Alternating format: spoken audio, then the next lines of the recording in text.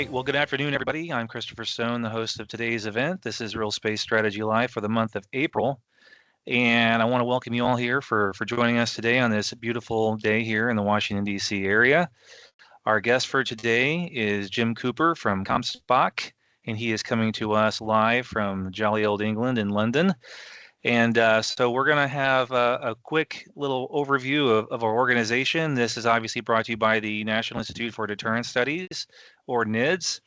And we at NIDS provide national security analysis, policy solutions, and education to inform legislators, policymakers, national security practitioners, and the public. And we are a nonprofit, nonpartisan 501c3 organization. And just to let you know, we do have quite a few other resources for you if you're interested. There's obviously my podcast, Real Space Strategy, which comes out every 2 weeks on any place you get podcasts. So feel free to check that out. Our guest today was actually on a previous episode talking about space domain awareness. So feel free to check that out. If you can't get enough of Jim Cooper today, you can get some more, an hour long more of him then. And then the other thing is we also have some nuclear activities, nuclear deterrence related activities from Peter Husey. One event rather of note that might be fun for folks here in the DC area is an in-person event. Typically, we do a lot of things virtually to get the most folks to be able to join us around the country and the world.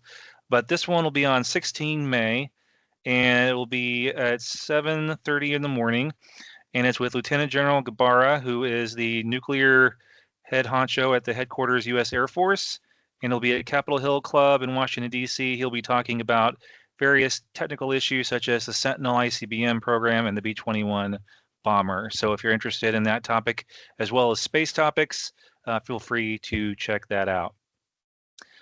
Right now, I would like to just mention a few things for some context to get everybody up to speed before I hand it over to our guest.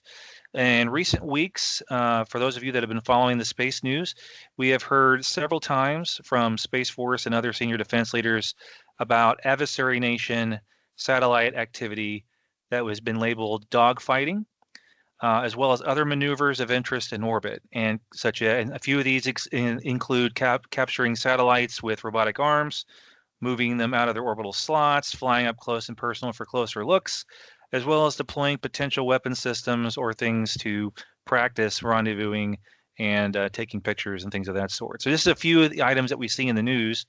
And the question that we're going to be discussing today is, what does this all mean for the United States and its allies in space? And what should the Space Force be doing about it? What exactly is going on up above our heads, and why does it matter? So to discuss these topics and more, we're bringing back again, as I mentioned earlier, to Real Space Strategy, and first time to the live event, Jim Cooper from COMSPOC. Welcome back, Jim. Thanks very much for joining us today. Thanks, Chris. Happy to be here. Awesome. So let's get everyone caught up on what's been going on in orbit the past few months and years. What have we seen in space with respect to RPO, maneuver, and related activity? And if you want to give a little background on yourself and your company as a starting point to that, feel free to do so. Okay, sounds good. Thanks. All right, so here, let me just pull up a couple of slides real quick for everybody to start this off with.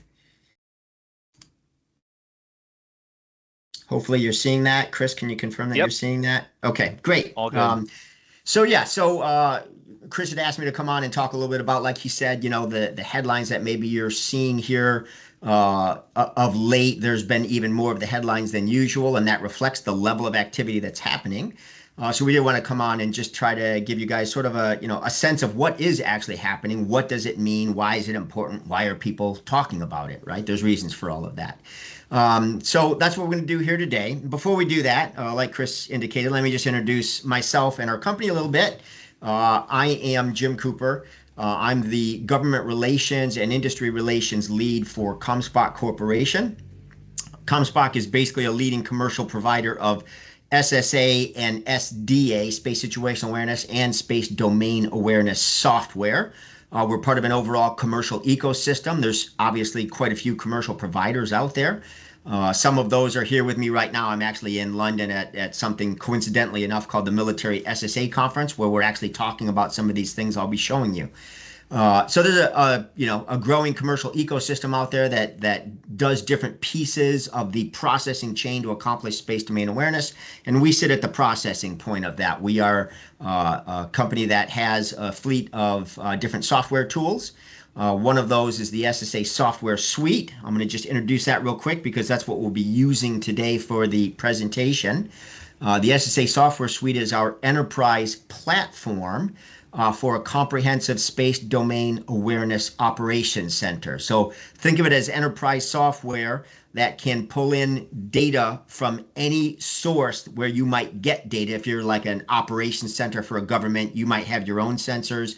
You might be getting data from an ally. You might be getting data because you're purchasing it from a commercial organization. Whatever that data is, our software will automatically ingest and process and fuse all of that data for full-scale catalog maintenance. And by catalog maintenance, I mean like an entire catalog, which today, if you reflect on where the current legacy catalog is that the DoD continues to maintain, they're operating with a catalog today of over 50,000 objects, or I'm sorry, over 40,000 objects with over 11,000 payloads. So we kind of do that same thing from a software standpoint.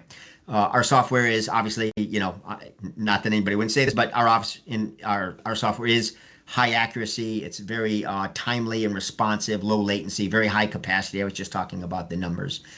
And again, works for all sensor types and across all orbits. So I wanted to introduce that a little bit because I'm going to actually, at points of the presentation today, go into the software to show you some of the scenarios that we'll be discussing. All right. And real quick, Jim, before you move on, let me just remind everybody at about half past the hour, we'll probably be transitioning to Q&A from the audience. As our producer put in the chat, if you have a question while we're going through the material, feel free to write that down in the chat. If you're media, please let us know your organization. And then once we get to the audience section of the program, we will get to those questions. So sorry to interrupt. Back to you, Jim. Sounds good. All right. So real quick then, let's just take a quick snapshot look. And by the way, I'm sorry, let me go into slideshow mode. I should have done that earlier.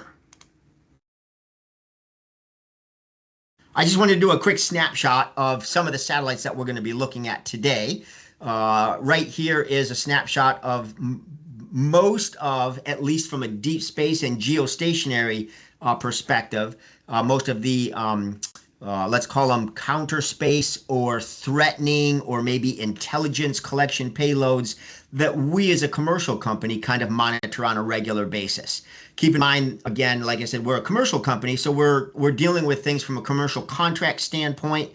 Depending on whatever our customer set looks like, that's the things that we're kind of involved with at the moment. And so that's where we'll be focusing the situation today. But as you can see on this slide, there are quite a few things already out there. We're not going to look at every one. I'll highlight a few of the key examples for you, though.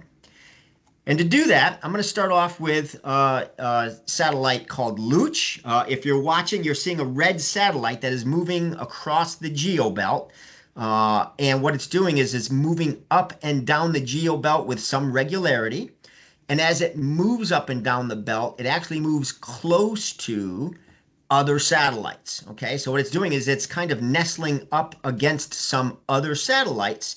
And as I'll show you in an example in a moment, it's basically getting close enough that it is inside the uplink for that particular satellite. Now, what does that mean from a distance perspective?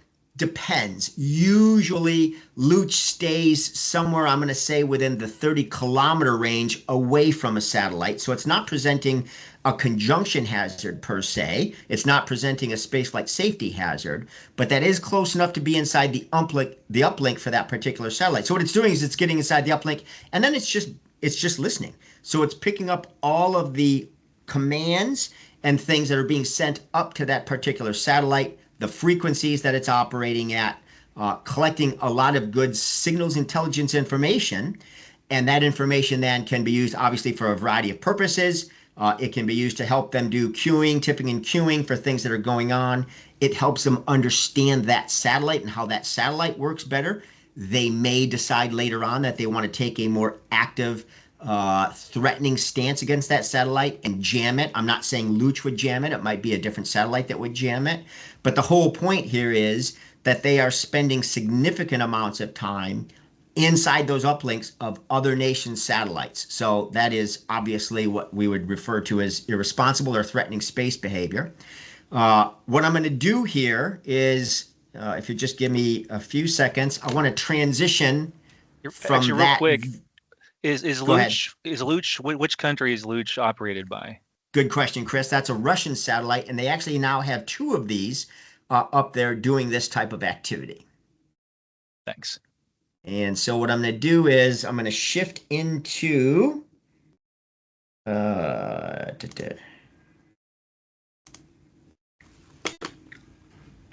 going to shift into. As he does that, I'll just mention that the geo belt is where a lot of communication satellites are. It's where a lot of TV stuff is. It's also where some missile warning satellites are, and that's usually around 22,000 miles above the Earth for those that are interested. Yeah, great point.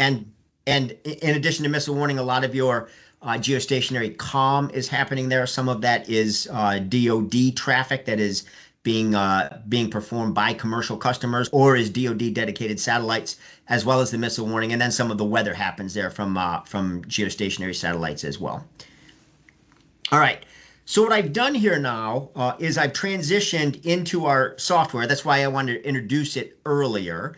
As I said, our software is data agnostic, so I'm pulling in data from different sources. Some of it might be electro-optical data, could be satellite ranging data, it could be passive radio frequency measurements. It all depends on what our data sources is.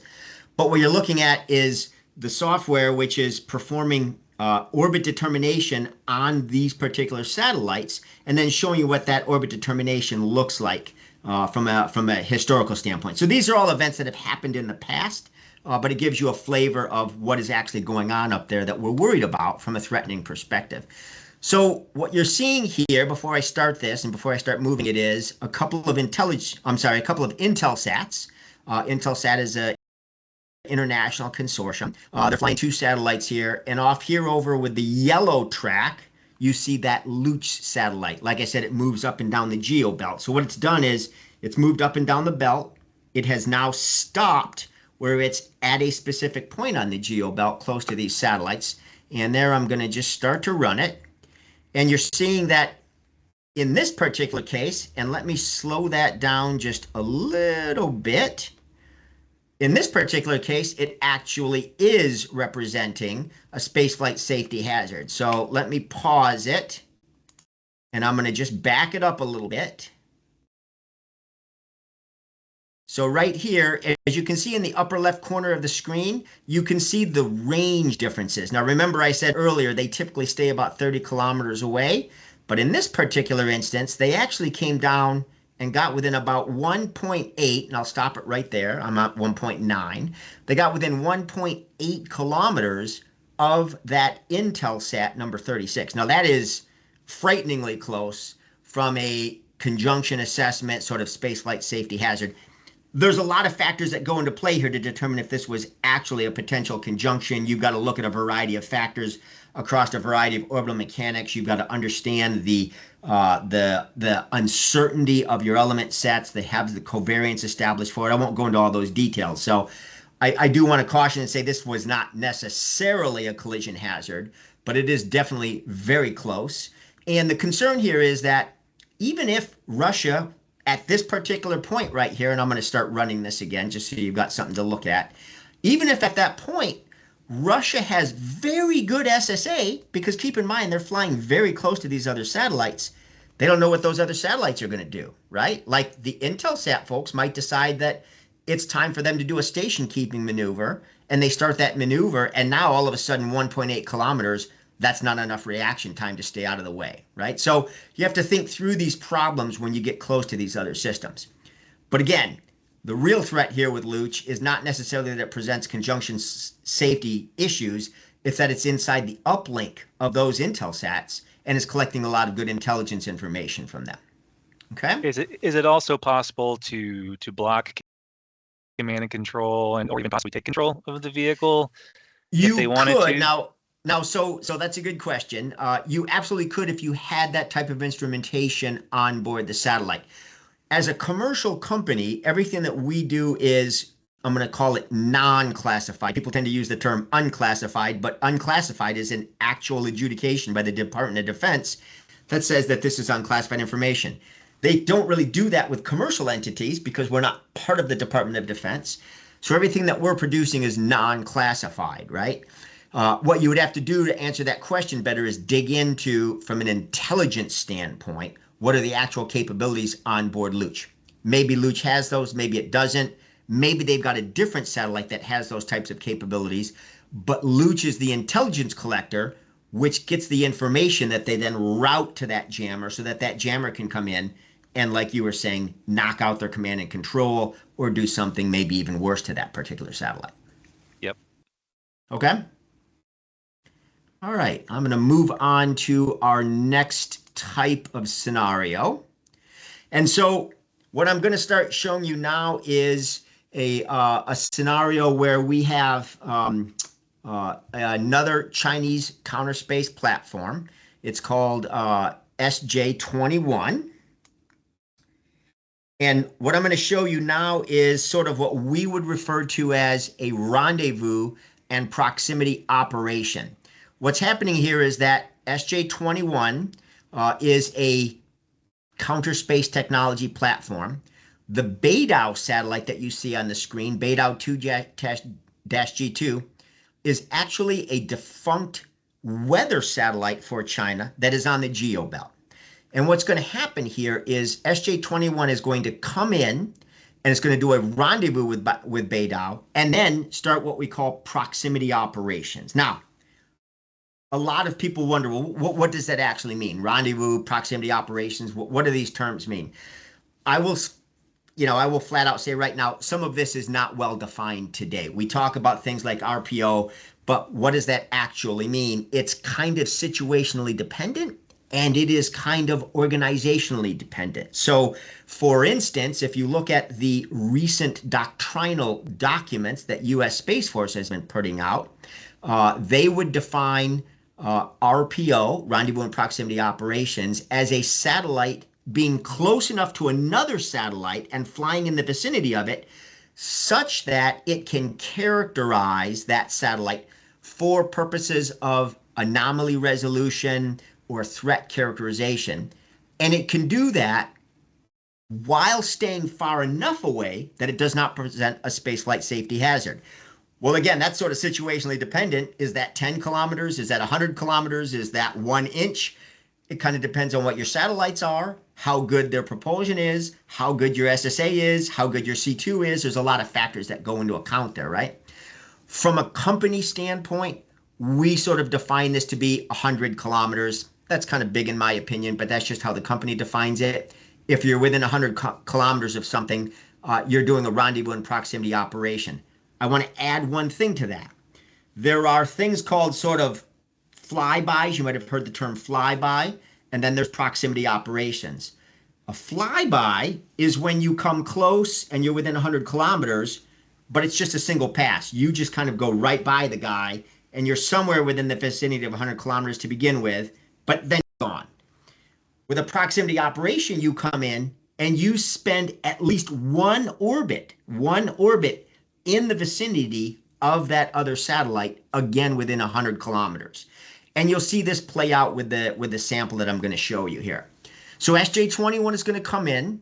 It's going to maneuver so that it rendezvous, and by rendezvous, I mean get close to and match plane and all of these other things that you have to do with this satellite that is a dead weather satellite. And so you see it coming in here.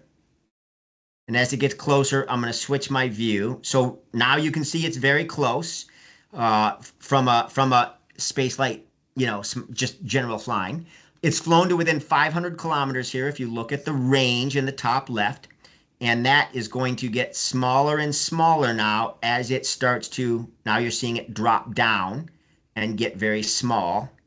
And at points now, as you can see, it's coming all the way. So it's backing off here.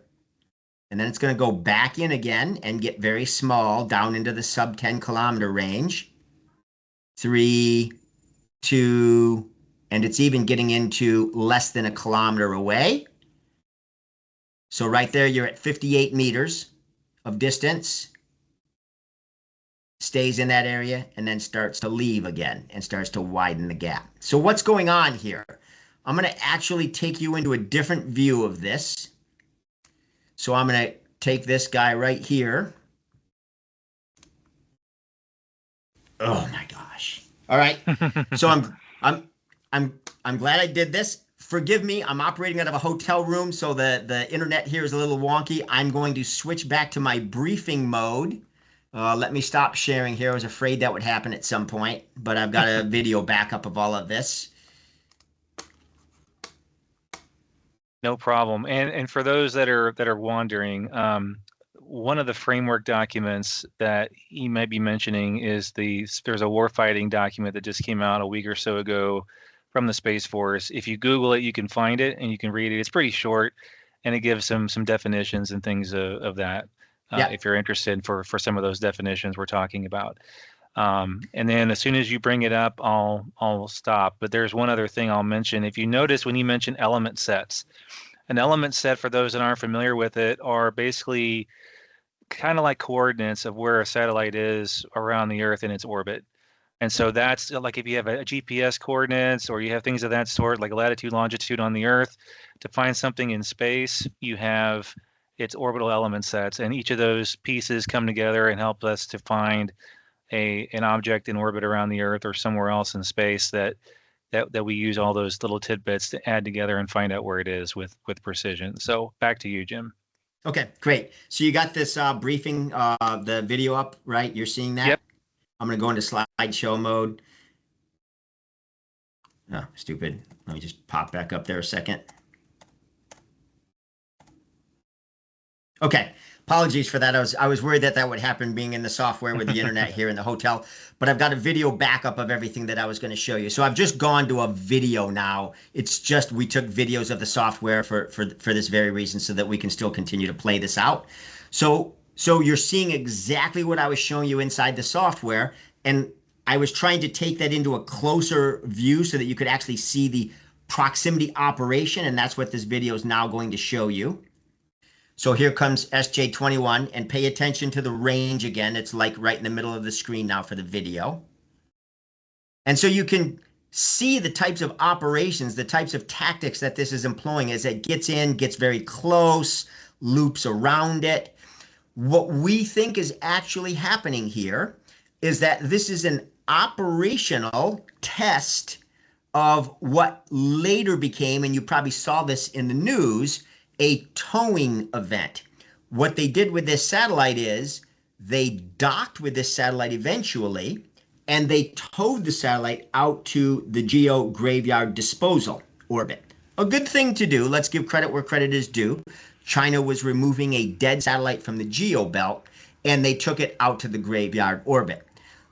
If you look at some of the other factors here, though, the way that they did this maneuver was very drastic, very fast, and the way that you would expect to see this maneuver done if they were doing it sort of in a threat regime. In other words, if you were doing this from a purpose of wanting to take out an adversary satellite and do it in such a way that he didn't have time to react, you would do this very quickly. And that's what they did here, right? So they moved in. They did sort of a technology test. I'm not showing you the technology test. Then they did this operational test that I'm showing you. And then once they'd satisfied those factors and had confidence that they could do this, they backed out and then did the whole thing all over again operationally, very fast, grabbed that satellite and pulled it out to the geo disposal orbit. So again, a good thing to do. But when you look at this, obviously there's a lot of nefarious potential here from a threat perspective. Now, this is what we would term as true rendezvous and proximity ops. They didn't just fly by the satellite. They came in, got close, and then spent a lot of time in the vicinity circling around it, probably filming it, understanding it, and then eventually getting right in there and docking to the satellite and then taking it out of the vicinity. So this is really true what we would term proximity operations here. Real quick, is it how possible is it for something like that to happen to what's known as non-cooperative. So you have a cooperative satellite is one that someone knows they're coming in and they're going to pull it out of its location. So they make it into to where none of the thrusters or the computer reacts in a negative way to cause things ripping and tearing and creating messes. But then you have a non-cooperative target where they don't know this is happening and someone starts to try to do this to remove it from its mission, let's say Yep. hypothetically.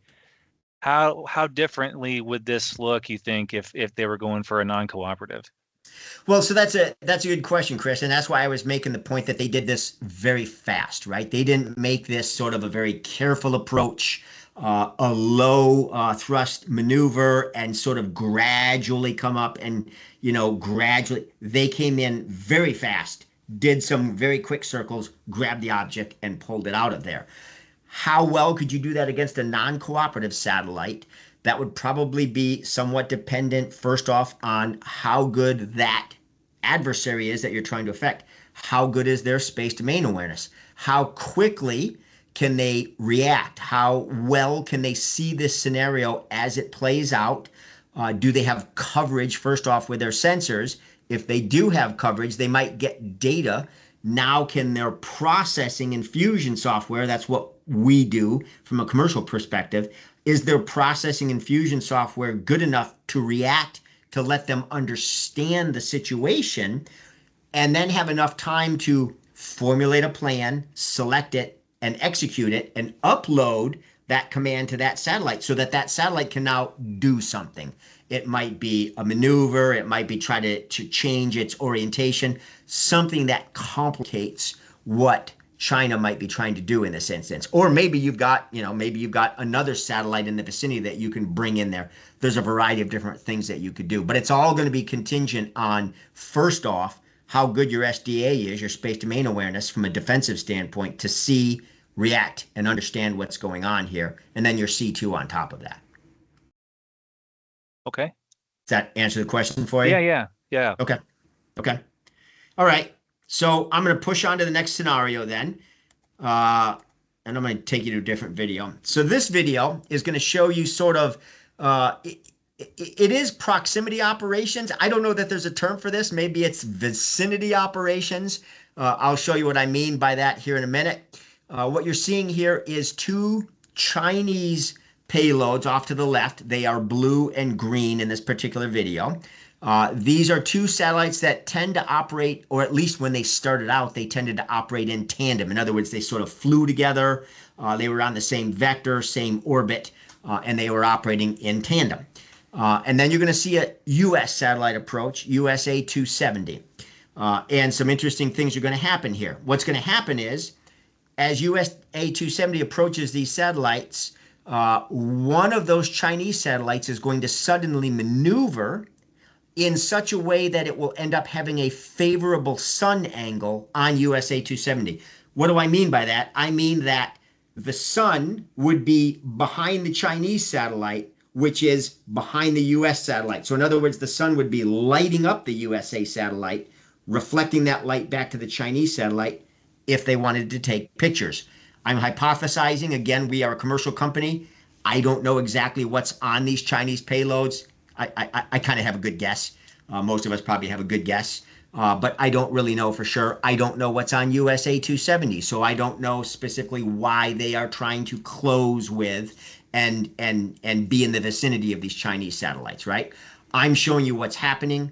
I'll let you guys conjecture as to why it is happening. All right, so I'm going to play this out. And so here comes USA 270. And this is just that, in the software, we're changing the aspect a little bit for you, but this is just the video playing out. I'll try to pause it right when, well, actually, it's doing it for me. We did the video, so it did it. So if you see here, the sun is not at a good angle right now for the Chinese satellites to take a picture. It's not at a good sun angle for everybody. It's in front of everybody. So you don't want this right now. Now you're going to see right there, watch the green one, and see how the green one pulls up? And so what it's done is positioned itself now so that it is behind the USA satellite while the sun is shining and lighting up the USA satellite. Okay? So it's behind the Chinese satellite, which is behind the US satellite. In effect, since people like you know, they're trying to have terminology around all of this. If you want to think of a fun terminology, the Chinese guy right there basically slowed way down, threw on the brakes, and the USA satellite flew by him, and the Chinese satellite came back down. If you guys remember the movie Top Gun, I like to refer to this as the Top Gun scenario, right? Like they're flying along, and the bad guy is behind Maverick, and Goose asks him, "What's he going to do?" And Maverick says, "I'm going to throw on the brakes." He does. You see his plane pull up. The enemy fighter keeps going, and he just comes right back in and gets the favorable geography. I'm sorry, the favorable geometry on the enemy plane. From a space perspective, that's what happened here. Now, the caution in all of this is you have to remember this is different. This isn't air combat where things are happening in minutes and seconds. This is space combat, and with that comes some sort of unique factors, unique limitations that are different from any other domain. Part of that is the vastness of the environment that you're dealing with and the time it takes to react to things, to see things, to be able to understand things, to be able to command things. All of this is contingent on a number of factors: where your sensors are, where your command and control is, where your ground elements are, all of that sort of stuff. So I don't want people, as you look at this, to think, oh, this is all happening in minutes. It's not. It's really happening over the course of about a day. However, like what happens with the air guys in that Top Gun scenario, the end effect here is the same. China ended up inside what we refer to as the OODA loop of the adversary. China was inside the observe, orient, decide, and act loop for the US. In other words, they're reacting quicker, and they are sort of owning the scenario. They're coming out with the better geometry, with the better sun angle, with the better viewing option, all of that in this particular scenario that we see here. Great. Okay. So again, this is sort of proximity operations, sort of vicinity operations. These satellites aren't flying around each other, but they are sort of flying within the same space, if you will. And again, as far as a company is concerned, as far as our definition is concerned, we would call this proximity operations because they're within 100 kilometers. I would assume, based on that doctrine document and that warfighting framework that Chris mentioned, this would be proximity operations for U.S. Space Command as well, because USA 270 is in there. They're flying in the vicinity that if they wanted to do some characterization, they could if they had that type of payload on board, but they're not creating a spaceflight safety hazard here. Got it. Okay. Thanks very much for that, Jim. I'd like to move to a second question here real quick before we get to the Q&A with the audience. Okay. How fast can we maneuver on our side compared to what we're seeing on the Chinese and Russian sides, and for how long in a high threat environment before we start to lose mission life of the spacecraft? I guess that depends on the vehicle, right? It's more of a dependent on how the mission design. Yeah. So, and I know everybody hates this answer because it's the answer to so many questions in space. It all depends, right? Right. But yes, how fast can we maneuver? Well, if you think through the entire chain of events that has to happen there, right? In that particular example here, in fact, I'll just go back to it a second, and I'll play it out again. If you think about what's going on here, when USA 270 starts to close, there is a maneuver that USA 270 does. It happens right here. And when USA 270 does that, you can see that the squiggle line, if you want to call it that, is looking a little bit different. In the next basically day of time, China will detect with their sensors, with their SDA network, they will detect that maneuver. They will understand that maneuver. They will select and execute a course of action to counter that maneuver, and they will uplink that command to that satellite, which will then react and do the maneuver that you see here, the counter maneuver. That all happens in this particular scenario in about a day's time. Now, how well could we respond to that? Again, that sort of depends. We have seen maneuver processing for the DoD take days at a time, okay? And part of this is because of the processing that they're using. They're operating off of an old technology baseline for their primary software, that does catalog generation, maneuver processing, and the like. They've got some other offline tools, and they are, trying to improve some of this. They've had numerous instances where they've tried to improve that SDAC2 software in the past. They just haven't had much success with it. They're in the middle of another program right now where they're trying to close that program out and have some success for it. But because of the old technology baseline that they're operating on, we will often see days of lag time out in geo, right? And that's just to understand the maneuver. In other words, for them to process the maneuver that China does takes days. Now, once it's taken days, let's say it takes 2 to 3 days. Now you still got to select and execute a course of action at whatever level you're going to do that, whether it's the operational or the tactical level. And then you've got to have a ground station that's in sight to uplink. Presumably we do because it's geo, but you have to make sure that you're thinking through that problem. I have to have a ground station that can uplink a command to that satellite, and then that satellite has to execute the maneuver. So it's a chain of events, a kill chain, if you want to call it that has to happen there. At its best, at its very, very best, maybe we could do this in a day. I might even say, maybe at its very best, we might be able to do it in, let's say, half a day or something like that. And by the way, I didn't say this at the beginning. I'm actually prior active duty Air Force and did this mission while I was in the Air Force, and then did a long stint of contract work for the Air Force and the Pentagon. So I have some background there with how we would do this from a DoD perspective as well. But I would venture to guess that out at the distances that we're talking here at GEO, it's probably going to be a couple days for us to execute a counter maneuver. At worst, maybe under a day at best. And that's, keep in mind, that's what I'm seeing. I've been out of the Air Force and the Pentagon for a while, so that might be a little bit dated, but those are my guesses. Okay. Well, I'm gonna move over to some audience questions since we have a couple here now, and it's kind of related to what I was leading into. So this is great. William Power. Do you want me to stop sharing here, or?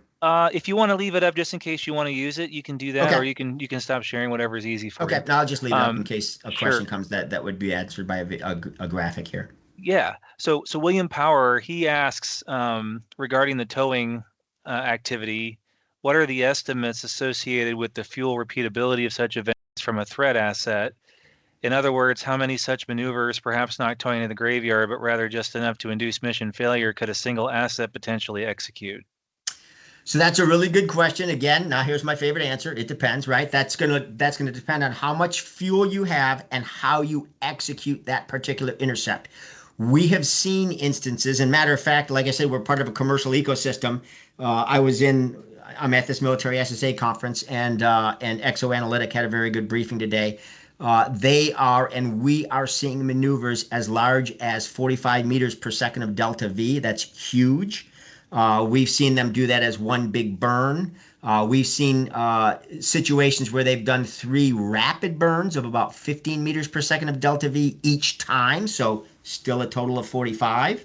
The Chinese have been very aggressive in their maneuvering capability, right? You've probably seen instances where U.S. Space Force representatives will talk about the desire to maneuver without regret. The Chinese are kind of there right now. They are maneuvering without regret. They are very actively burning large amounts of fuel, and I couldn't necessarily say what their strategy is behind some of these things. You'd have to dig into some of their classified documents and see if our intel guys know anything again.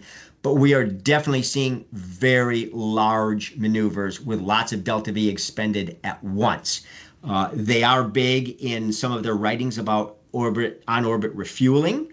That is definitely something that they are pulling that thread on because they want to be able to maneuver without regret, do these very large closing burns that are burning a lot of fuel, and then go off somewhere so that they can refuel. So now you're into that whole idea of ISAM that the U.S. talks about. You're into things like dynamic space operations, a lot of those buzzwords that you'll hear. So some of this is a depends answer. I can just tell you how big some of these maneuvers are that we're seeing them stage as we watch these events play out. Right, and I know from watching, also as a former military guy and a professional in this world, is that in the past, usually they've been very small, taking forever, little bursts of propellant to change maneuvers to conserve that energy and to do it without as being as aggressive. And sometimes they want it to look as soft and as possible. But now with these being more aggressive, you can tell that they're definitely doing a lot more, and they actually have a reason for doing it. This is not something that's accidental. This is something that's clearly done on purpose. A next question for you here. Could RPO, this is from Chris Bosquillon, our French friend, could RPO countermeasures be a market demand driver for special propulsion and quick maneuvering systems such as nuclear propulsion? Yeah, absolutely. I don't know how much I need to say other than yes. It is absolutely a market driver. There's a lot of activity right now in the ISAM world. They've got their own consortium stood up. It's called Confers. If you're not familiar with it, you might want to check that out. That's basically an industry consortium that is focused on ISAM capabilities and activities. You are definitely seeing things like, contracts that are being levied with companies like Astroscale that are, kind of got started with the idea of active debris removal, but Astroscale recognizes the dual use technology there for trying to focus on some of the military activities that are happening. So all of that is absolutely starting to drive the market. It's up in the air now to see where that market goes and how well it develops, and what governments have to be anchor customers for what commercial companies before the commercial market develops enough that they don't have to be anymore, right? And maybe they never do. Maybe you always have the government as an anchor customer. But it is absolutely driving that market, and a lot of interest and a lot of activity. Yeah, and I'll just add that I've written a few editorials and papers on the topic of maneuver warfare in space with regards to nuclear propulsion. And of course, with nuclear propulsion, you have the ability to do big burns and go deeper into space, even around the moon and back, up to Geo and back down again, with very little propellant usage because it's primarily nuclear energy. And it's a nice consistent thing, unlike a standard satellite design, which uses a chemical propulsion, which obviously as soon as you run out of hydrazine or whatever it is, you're done. And you got to have the ability to have enough, per at least our rules, to either deorbit it or to have something that can put it into a disposal orbit to keep it from becoming another big space debris object. But a lot of the countries that we talked about, Russia and China, are pretty much notorious for non-passivation, which is basically you're not going to burn off the rest of your onboard propellants, your batteries and whatnot. And that, as you're going around the Earth, as you see whenever he's demonstrating it, you've got, dark side of the Earth, light side of the Earth, and that creates, expansion and contraction on the vehicle's body, whether it's a satellite or a rocket body, and that eventually weakens it to the point where it explodes, and you've got lots of debris flying everywhere. For those of you that are interested in that sort of thing. So a nuclear propulsion is something that's definitely being looked at. I wish it would be done a little bit faster. And I think that they're also working on ways to make it a little less scary for folks who have different thoughts in their minds about when they hear the word nuclear. So let's see. So what else? We got from, I think it's pronounced Sheris Cosmos, if I used your name, I apologize. What is the typical D sub V in Geo that is considered aggressive? And what is the D sub V recommended for collision avoidance? So feel free to explain what that means to folks who may not know those acronyms. So I'm assuming D sub V, they're talking Delta V, right? Delta V. Right. Yeah. So with Delta V, for typical stuff, let's just say that 45 meters per second is not typical. And to answer, just to add a little bit to what we were saying about that earlier, obviously they're doing these things, and that is revealing capability, and they know that they're revealing capability, right? So, they are communicating at a strategic level what they are capable of when they do these things, virtually in the open. It's where they know that we can see them doing this sort of stuff, right? Typical Delta Vs are not that. I would want to say, help me out, Chris, here if you got a better answer. I would probably tend to say something in the neighborhood of 5-ish meters per second Delta V when you're doing these kind of things. Yeah. If you're worried, pardon? Yeah, it's pretty slow. Like I was saying, it's more like small puffs than it is a big burn. Right. Yeah. Unless of course you're trying to get rid of your propellant fast, or it's designed, it has extra propellant for this very purpose. And Um, oh, sorry, go ahead. no, I'm done. Go ahead. Yeah, and if you're doing this, like you said, from a sort of a conjunction assessment purpose, space flight safety, and you're just trying to get out of the way, it really doesn't take that. You know, it just takes a couple of meters per second delta V to be able to nudge your satellite out of the way. Obviously, you got to have the right SSA and know what the situation is to be able to queue and do that with confidence because you're confident in your SSA. But it doesn't take more than, you know, low single digit meters per second of delta V to do something. Clearly, when satellites are operating, they don't want to, as Chris is indicating, you don't want to expend that fuel, right? Because you want to lengthen mission. It's about being efficient, not being effective. And that's probably a dichotomy that you've maybe seen US Space Force talking about recently. Everything that we've been doing to date has been very efficient. We look at savings, we look at making sure that we're extending lifetimes and so on and so forth. Whereas China is probably being more effective in what they're doing. They're doing the big maneuver burns. It's not very efficient, but they are accomplishing some pretty crazy development of tactics and techniques and procedures in all of this. And maybe that's another thing just to stress a little bit. I know people are worried about some of the terminology here. You've maybe heard things like I think Chris said to begin with, dogfighting in space. There's flybys, there's circumnavigation, there's rendezvous and proximity operations. Uh, Again, you have to realize that there are limiting factors in this domain that are different from other domains. And a common terminology is important. And I know that's a concern for the Chief of Space Operations, General Saltzman. And that's the reason some of these doctrine documents and warfighting infrastructures are coming up because he wants to establish a common lexicon. But just make sure you don't lose the forest for the trees on that. The emphasis point here is there is a lot of stuff happening, and it is very different today, even from what it was a year ago, which was different from a year before that. These tactics, these techniques, these procedures, these capabilities that we are seeing are rapidly advancing, and they are advancing and becoming increasingly more threatening, which obviously is the big concern here from a military national security standpoint. Right. I'll just add one thing that I mentioned in a recent LinkedIn post is that a lot of these things that we have heard over the past few years, it still sounds somewhat like we're getting to be to where we're taking this more seriously, and we understand that there are threatening activities going on in space.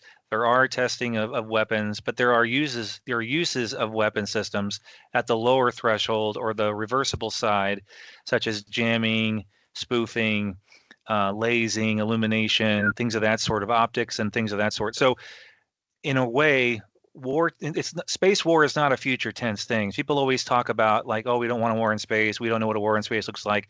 We've actually been having attacks on us every single day, as General Thompson said before he retired, at this low threshold standpoint. So essentially, space war is not a thing of the future. It's happening right now. We have vehicles doing these kinds of activities that we're showing you today. And it's just a matter of understanding that and how we need to get to where we need to be as a space force, as a country, to be able to react to these in much faster time than days, as Jim mentioned, and do it in minutes or hours. And what the Chinese and the Russians are showing here is they're maneuvering into what I call maneuver warfare. And you see that being mentioned by some of the Space Force leaders now as well. But our capabilities are still pretty limited. And so we're testing things as far as I can tell. But I'm curious your thoughts on, Jim, how long do you think it'll take us to get where we need to be, both from a space domain awareness, indications, and warning to actually having the ability to do what we need to do in orbit to deal with threats like these and other assorted items? Yeah. So from a space domain awareness standpoint, to improve the nation's space domain awareness capability, they could leverage the commercial ecosystem today and have a vastly improved capability in a matter of I'll say 30 to 60 days is about all it would take to really pick that up. I know that is something that the DoD is interested in. When you look through, again, I keep going back to these new doctrine documents that they have out there. It is one of the weaknesses that's laid out in one of those documents. I think it's 1.0, might be 3.0, where the document talks about data integration and exploitation. It's this idea of how well do we process this data to generate the necessary level of battle space intelligence. And by that, I'm talking things like space intelligence, preparation of the battlefield, indications and warning, and so on and so forth. And that's a glaring weakness right now, and it's even laid out in the doctrine as that, right? There's a lot of commercial capability that can help with that immediately and make that SDA problem virtually go away. There are efforts by the DoD to start figuring out how to do that. You know, they've got their new commercial partnering strategy that they put out last year. They're trying to get, into an implementation phase on that right now. But again, there are cultures, there are policies, there are regulations, there are money. It's this whole ecosystem that's been built up around how the DoD does business that needs to be fixed in the long run. On some of the other stuff, how well can we do the C2? How well can we communicate? Can we maneuver without regret? Can we do good ISAM? Can we do good dynamic space operations? There's, again, a lot of capability out there. Probably more than anything else, this is a not technology problem as much as it is, again, an acquisition problem, a budget problem. I think some of that budgeting might be getting fixed as I'm, reading the tea leaves for the FY26 budget and what they're doing with, these reviews of large programs in the military that, we're stuck in that aren't really generating capability. This is all part of this review process under the current administration to figure out how we can go faster and increase the lethality. Sorry, I'm having trouble with that word. The lethality of the force in a very short time frame. So we're not a decade away. We're not 5 years away, but we're not next month either. SDA maybe being the exception from a commercial standpoint. We're not next month on some of these advanced maneuvering capabilities and some of this maneuver warfare stuff that you're talking about. But we're somewhere between a year and a few years, in my opinion. Yeah, and for those who were watching last month's episode when we had maybe it was a month before when we had General Shaw on, and he described our current architecture, our space architecture for the Space Force and other places as positional warfare. In other words, all of our orbits, all of our systems, all of our constellations are designed to have predictable orbits, and they stay in the same orbital slots, they stay in the same orbital planes, they stay in the same altitude. And they consistently do that for their mission set, whether it's a looking out into space mission or a looking down to Earth space mission. It's all pretty predictable, and we can find out where it is, and we can do things like we're seeing on the screen today. I guess you kind of led into this a little bit, but there's another question here from William Power about what are your thoughts regarding the needed changes in U.S. and allied acquisition systems and timelines to keep pace with the rate of change in RPO-related threats? And you got into some of that, but if you had any additional thoughts on how do we get from a positional warfare infrastructure architecture to a maneuver warfare, that efficient to effective, are there any suggestions that you might have for policymakers? Yeah, so we have 4 minutes left. This is like a day-long answer. Yeah. So realistically, right now, it's better acquisition. That's all it really, I don't want to say that's all it really boils down to, but that's the thing that needs to be fixed is the acquisition mechanisms that we are stuck in today. I'm not saying anything that you can't read in the news, but I'll just belabor the point. The acquisition system that the DoD operates under today is based on, sort of old school hardware. I'm going to purchase a bunch of planes. I'm going to purchase big ships, a bunch of tanks, a bunch of rifles, these kinds of things. It is not purposed for the types of things that we need to do today, especially in space, much of which is software-defined warfare. Again, there are efforts to start getting at that. The Secretary of Defense signed this software acquisition pathway memorandum recently that is supposed to effectively assume commercial solution offerings and other transaction authorities when they start to procure software. These authorities have been around for years, but for whatever reason, the DoD acquisition cultural mindset has not wanted to go down the path of using these. Some of it's training, some of it's education, some of it's just what you're used to. I think the current administration is trying to say, no, here's how we're going to do this. We know this is faster. That's why we created this pathway. And now you will use it because that is going to be your number one preferred approach. And if you don't want to use it, you're going to come justify it. So there are things in the acquisition stratosphere that need to be fixed. But with that comes how you set requirements, because the requirements process is slow and broken and not responsive to need. Budgeting, how you do the planning, programming, budgeting, and execution system in the Pentagon, all of it, right, needs to be fixed. But it's all kind of focused on acquisition. How well can we do that acquisition? So the fixes are starting. But again, none of this is going to be overnight. It's going to be, it's going to be a couple of years of really trying to dig out of that morass. And that morass was there for a reason, because that's how we used to do things and it used to work. But we're in a different type of warfare today. We're in a different type of situation today, and we need to react to that. Yeah, so obviously you and I and others that maybe have tuned in that do this professionally and on a day-to-day basis, or at least have in the past, understand the so what about this topic and about the situation up there in orbit, and even into cislunar space, as we're starting to see activity pick up out there with both China and Russia. Could you sum up what the so what is, or the why a private citizen should care who may be watching this video or listening in right now, and why a strong Space Force that is equipped to take care of these situations is vital to national and maybe economic security?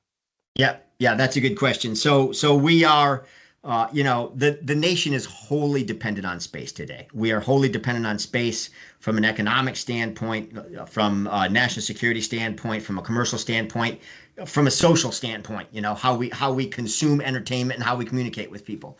We're wholly dependent on that. And there's a lot of good things happening there in space as a result of all of that.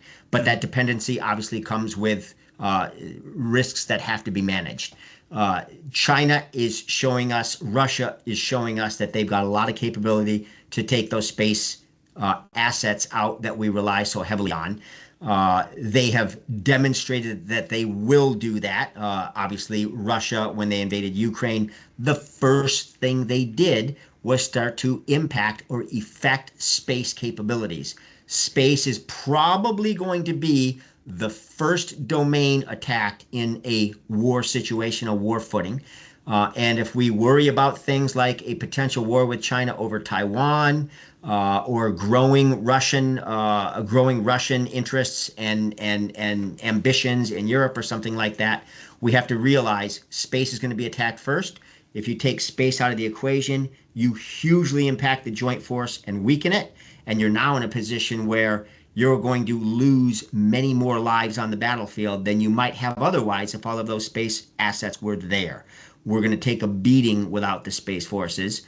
And we might not win some of these potential scenarios that play out. They do a lot of wargaming. And right now, if we lose all of our space stuff, it does not look good for the U.S. So if you're worried about U.S. lives lost, U.S. winning potential battles that are of strategic, and quite honestly, in some cases, superpower survival, then these are things that you should be thinking about. Right, and since we're now running out of time, I'll just add to what you said, and I've mentioned this before. I would say that space will be the first to be attacked. I would say we're being attacked now. Yep. We're seeing that with civilian airliners being impacted negatively, possibly putting lots of people's lives at risk with navigational spoofing and things of that sort, with critical infrastructure being shut down due to all of the position, navigation, and timing system signals being jammed, especially not just over Ukraine and other war-torn areas on Earth, but also over the U.S. and other places, and other parts of Europe and Asia. So we're under attack now, and the Chinese and Russian writings and doctrine have been saying the same thing, that they believe that space can be won or lost in space. And we still, in many of our doctrinal documents and statements from leaders, we still hear the support to ground mentality as if it's just a nice to have still, even though at one side of their mouth they'll say this is vital for everything, and then on the other side they'll say because we have to support this stuff. And space is an operating domain. It's an area of responsibility. It's a theater of operations in its own right. And without what we have up there, and without having a Space Force that can take care of these issues, we're in a really, really, really bad situation. And so with that, since we now reached the top of the hour, I want to just thank everybody for joining us today. Thank you, Jim Cooper, for taking time out of your busy schedule out in London, England. Yeah. And for those that put your questions into the chat, thank you again for being with us. And again, for those of you that are interested, Real Space Strategy Podcast, found on any place you get your podcast, comes out every couple of weeks. I think our next episode comes out on Monday. And then look at thinkdeterrence.com for more resources and other events coming up in the near future. So for Real Space Strategy and all of us here at NIDS, thanks very much for joining us. Thanks all. Thank you, Chris. Thanks.